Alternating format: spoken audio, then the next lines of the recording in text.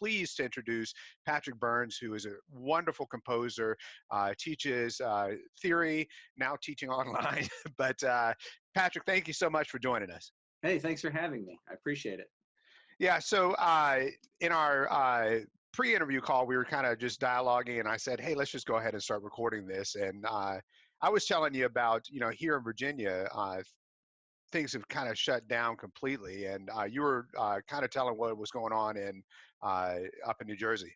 Right. So here, until last week, the governor had let our districts basically decide whether and how they were going to shut down and for the length of time. And basically things were being taken incrementally. And then last week he announced that there's going to be school closures. I think now the date is through April 20th. And then guidance from that point. So all public schools, primary and secondary, are closed through April 20th. And then basically wait and see what happens. I'm sure that they'll make decisions before that date, of course. Yeah.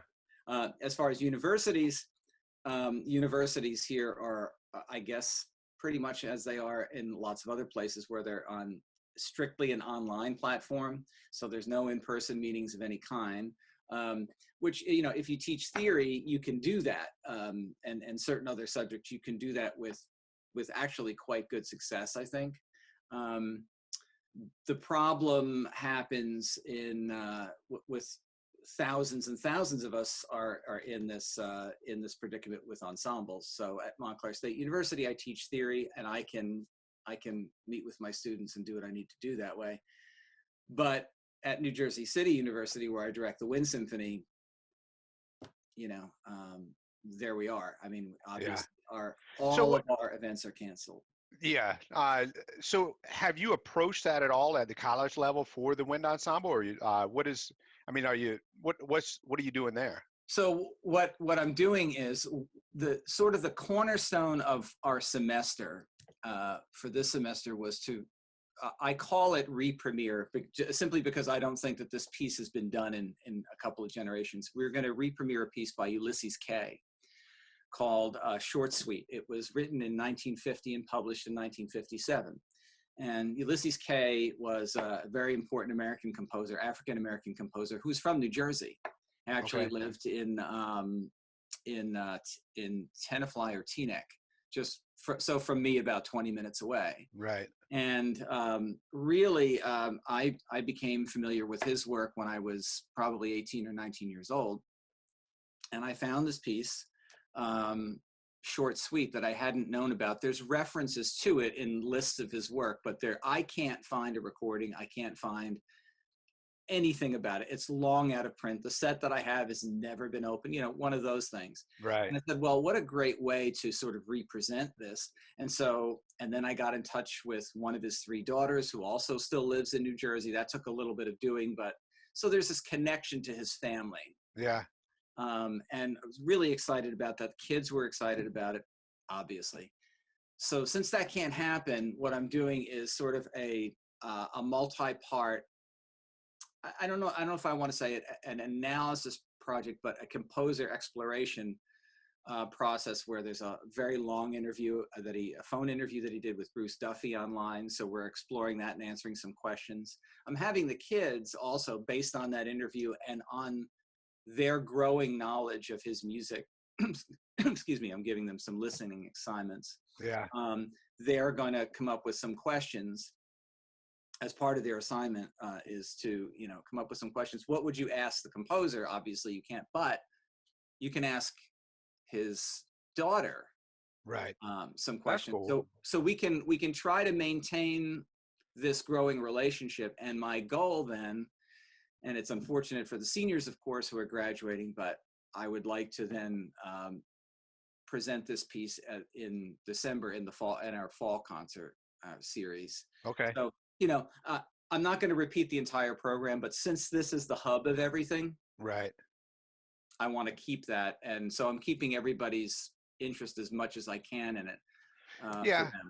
And it'll be cool also to kind of do the rediscovery aspect of it, the recent premiere, I guess. Yeah, I think so. And and I could be completely wrong about that. I mean, maybe somebody did it, 6 months ago. Hmm. It's just not it's not a piece. And if somebody out there, in your among your colleagues and listeners and viewers knows this piece and has done it, I mean, please feel free to say so. Yeah. It's one of those things where so many thousands and tens of thousands of pieces get lost over the years, and this is one of them. It's very, very good, solid, gritty music, which is what he wrote, basically. Right. That's awesome. Very Yeah. cool. So, just throw it out there. We have a lot of the the wind conductor community is mostly high school band directors and stuff like that, and a lot of them are teaching music theory now online. Mhm. What are some of the things that you found successful in that aspect? Well, I think so. It's very easy given the technology that we use. And by the way, for Montclair State University, we're using a Zoom platform as well.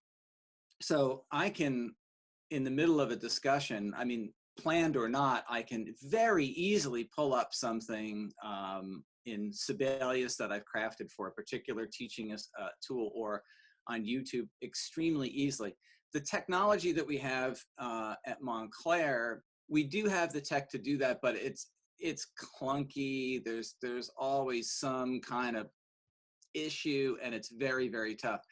I can actually do this with much greater fluency online from my desktop. And I guess the from an online perspective, student assignments, if you're giving them orchestration assignments or giving them, voice leading assignments, a lot of those are pretty easily. I mean, most of them are probably uploading them anyways when they in today's college. I know I had to write all those things out by hand when when I was a student. Right, and also, so it depends on, so everybody's stuck in a particular place, and everybody's place is a little bit different. And we have students, for instance, that most students have printers, but some don't. If I'm giving the assignment in multiple forms, so I send the Sibelius file, or there's a flat.io, which is great for, you can just, it's a free platform that's a notation thing. So kids that don't want to write it out, or that can't print out a PDF and mark it up and scan it back, or photo scan it back, they can Right. just type it out there. So my rule is, look, it's pretty loose. Here's the assignment. I'm giving it to you in PDF form or Sibelius form or a .xml form. You can still get it back to me whatever way you can, and I'll take care of the grading. Yeah. So you have multiple options that way. But it does offer the, teaching from the desktop does offer a lot more sort of spur of the moment. It's like, oh, let me show you this here, and I can highlight this here very, very quickly, with colors and with examples that, for phrasing and periods and things like that. Pretty Yeah. easily done, much more easily done in real time.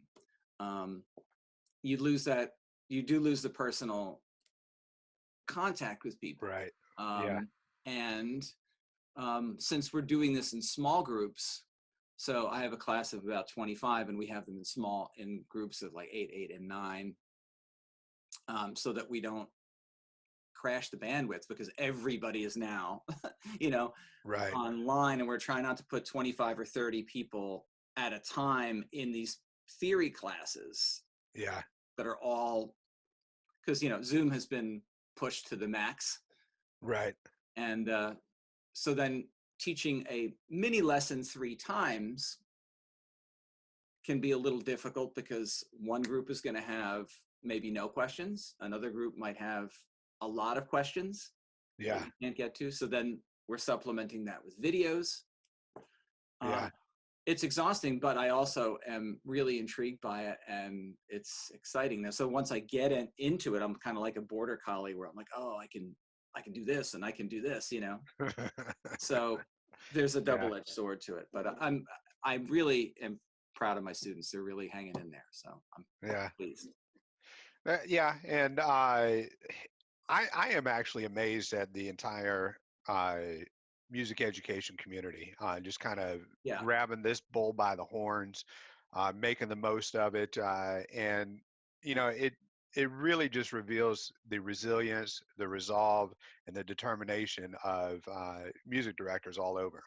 Well, yeah, and I made I did a Facebook post a couple weeks ago before the sort of the mass closures, and I said, if anybody is equipped to deal with this major societal change, it's musicians, because we're putting up with crap all the time in terms of, I mean, not to this degree, but failures in scheduling and last minute changes of this or that, and oh, we can't, what do you mean we can't have the auditorium?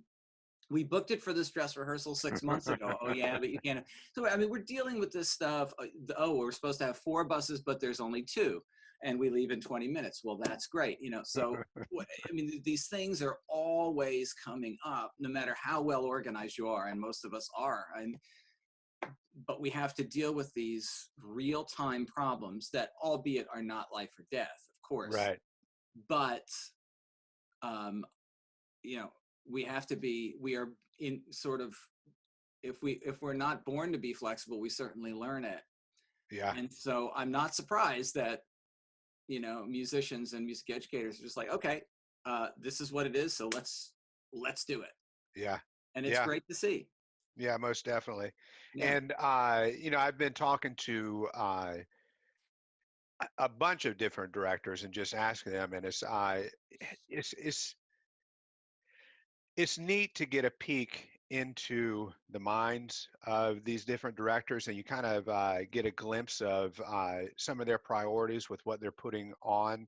And not that anyone is better, but it just Right. reflects what they're doing, kind of the direction that they're taking their ensemble. And it's an ever evolving situation throughout all of this, and Right. it's just really cool to see how people are tackling this, whether it's from doing score studies and presenting those, doing videos with the kids, encouraging them to practice and giving them techniques on that, whether it's setting up online uh, sectionals and doing stuff like that, or whether it's just kind of creating brand new ideas like what you were talking about with analyzing music and that you've been working on, and getting a totally different perspective, which that's kind of a newer concept to me in all of this and everything, but I kind of like it because it gives the students a totally different perspective on the music that they're playing. In a rehearsal situation, it's notes, phrasing, yada yada yada. Let's get this end product into a concert, and how often do we really take the time to present that historical aspect of it, having the opportunity to go and talk to the daughter of the composer. Right. And that last bit was really a shot in the dark. I knew that Ulysses K had 3 daughters, and I did some poking around online, and I could find no information except a last known address for Virginia EK. And I thought, and so it's on one of those sites where they seem to be reputable, but I'm like, well, this could be her. This could, maybe it is, maybe it's not. And so I did it the old-fashioned way. I typed out a nice letter. I said, look, Miss K, I don't know if this is ever going to reach you, but here's what we're doing, and I eloquently explained what we're doing, and I sent it out, and I figured, well, that's a forever stamp and an envelope gone, but at least I tried. And in about a week, I got maybe less than a week, I got a reply back via email. I left, of course, my email, my phone number, my Right. home address were there. I said, if you get this, and if you're so inclined. And sure enough, she did. That's And awesome.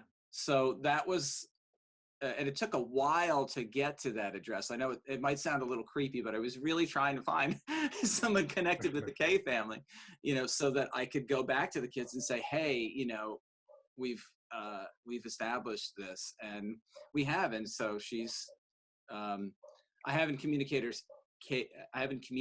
with her since the shutdown, but I will, and Yeah. I'm going to maintain that contact. And I'm glad that we did, because every piece is, even newer pieces, they are written in a historical context. They are. Yeah. Yeah. and whether we can see, it's hard to see for the stuff that's being written now, but when you look back 20 or 30 or 40 or 100 years, the context is very clear to us. Yeah. Yeah. So I guess just switching gears a little bit. Let's talk about composing a little bit. Have what are some of the stuff that you're working on? Are you working on stuff? Has that compositional process taken any turns with the whole social distancing aspect, or I'm not working on anything right now, and I love it. okay? I'm not working on anything. So before all this, I finished up a couple of commissions, and since the fall, I only do maybe 3 commissions a year, maybe 4. I mean, that's rare. I don't take more than that because you hear my dogs in the background. Yeah. That's just going to be the way it's going to be. I don't do more than that because if you're paying me a good amount of money, I don't want everything to sound the same. So I self-limit that way. And I finished a piece a few weeks ago in January for a premiere in May that of course is canceled. Right. I finished a piece in the fall, late fall, for a premiere in April, which of course is canceled. So these are deferred. Yeah. And I'm not writing anything. I'm doing orchestrations for a game that will come out probably mid-late next year for Nintendo called The Animist, and that's full orchestra stuff. That's awesome. And that's terrific, and that's a real that's a great change. And I think orchestrally all the time anyway, so I'm using the time to get my online theory shop teaching in really good shape, and then once I feel like, oh, okay, I'm kind of in a groove with that, then I'm going to get back to the orchestrations.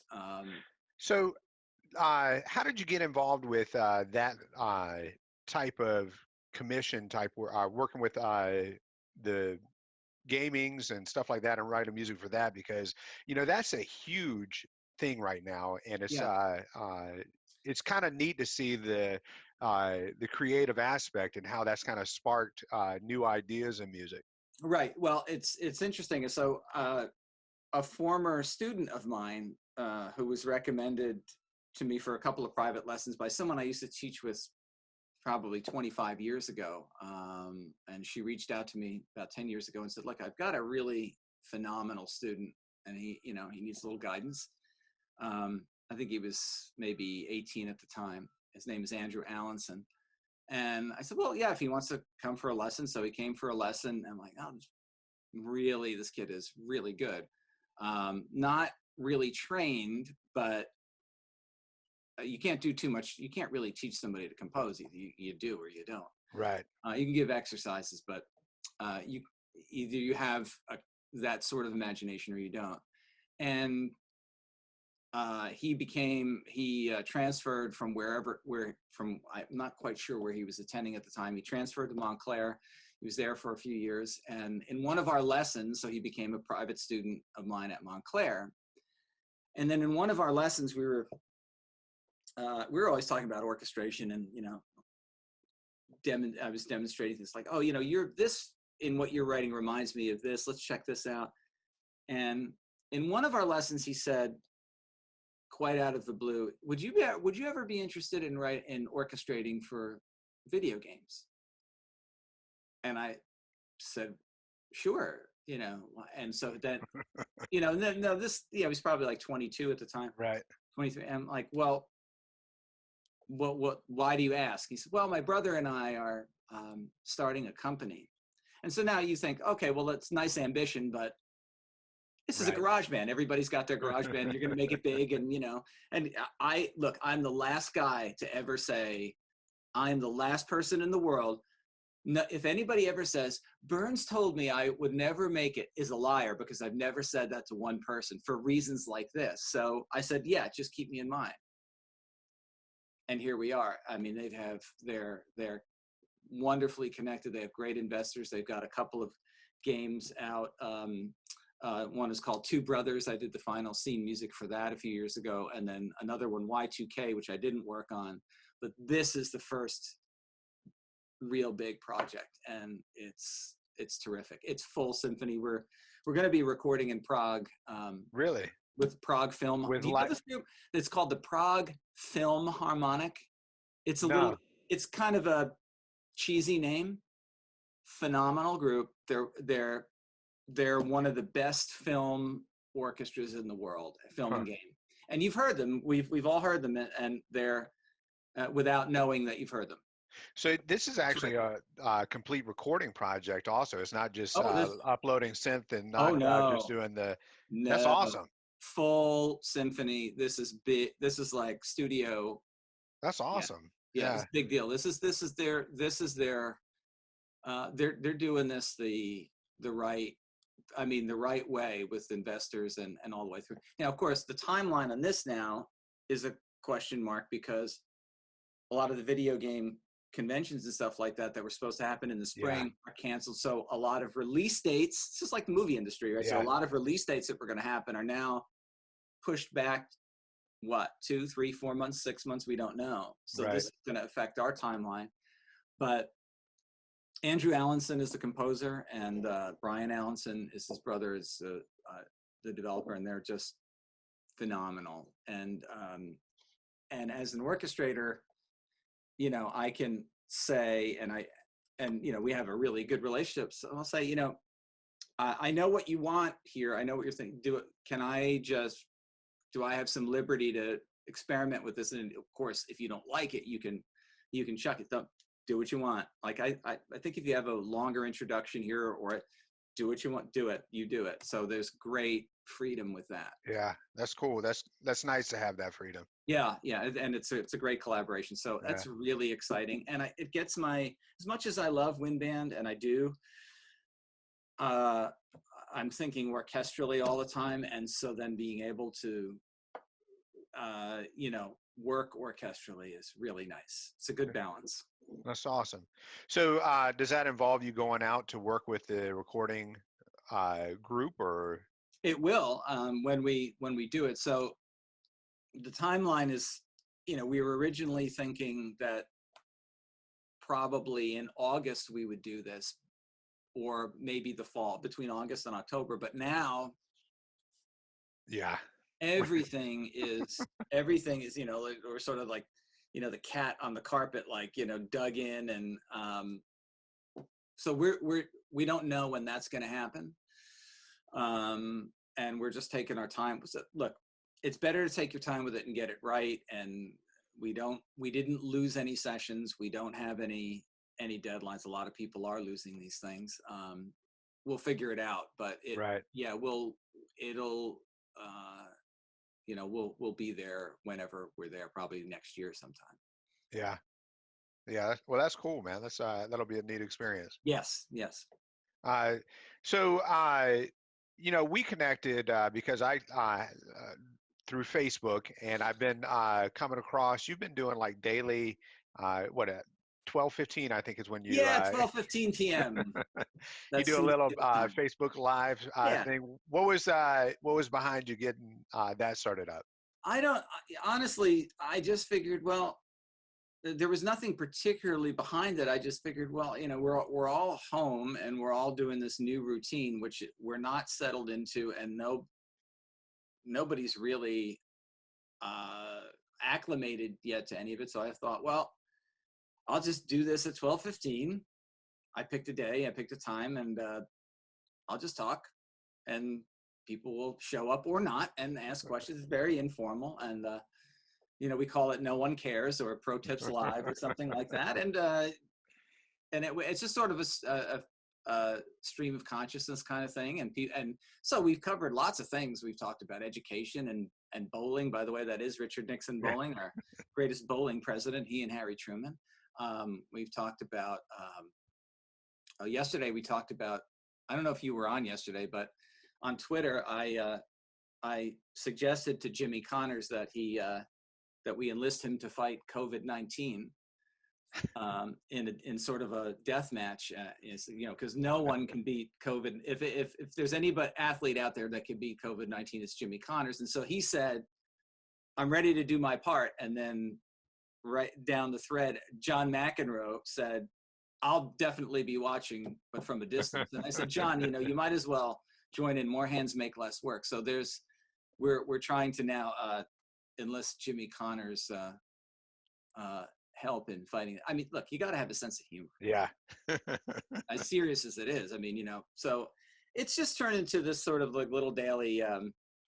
Maybe it's my therapy session, and that's fine. Well, you know, and with all of this stuff going on, you know, this has been kind of your outlet type thing, and Yeah, it's it's important for everybody to find that outlet. You've got to find something that keeps you going. right. And I think for other people too. I mean, and so, you know, we like former students who are direct or who are teaching now are showing up, and friends, and you know, some people are showing up with funny comments and then some serious comments and questions. So, you know, it's not like there's an agenda or a form to these things. Right.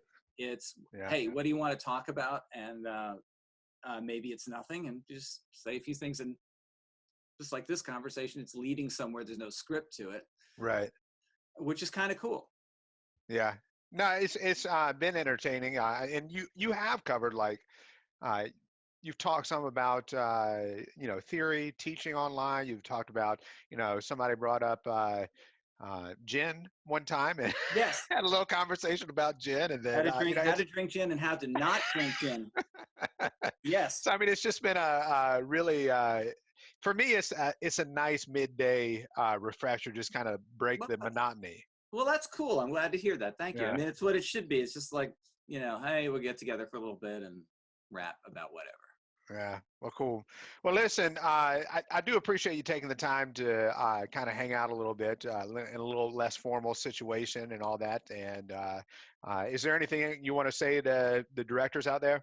Well, I mean, we're all in, like I said, sort of in the beginning, the phrase that I've used many times, hey, we're all in the same boat. Well, we really are all in the same boat, Yeah. literally together now. And we're all feeling that sort of same thing, like, oh my God, I had such a great program plan and I couldn't wait. My kids are playing so well. And not only kids, but, you know, look, community bands as well. I Oh, mean, yeah.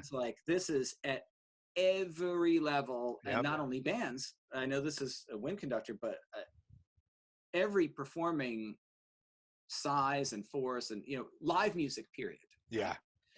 And I truly believe that, and I don't think I'm unique in this belief, but I believe that once we return to normal, and we will, and in the larger scheme of things, it will be sooner than later.